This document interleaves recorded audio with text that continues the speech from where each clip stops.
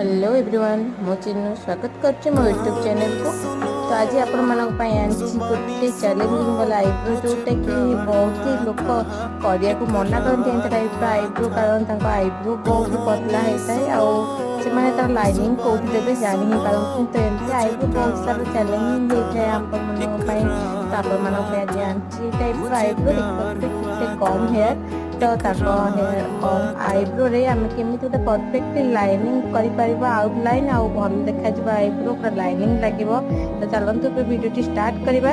तो देखिए रूपा एवं आईब्रो कर स्टार्ट कर फास्ट पाउडर आम लगे ड्राई करने स्किन को।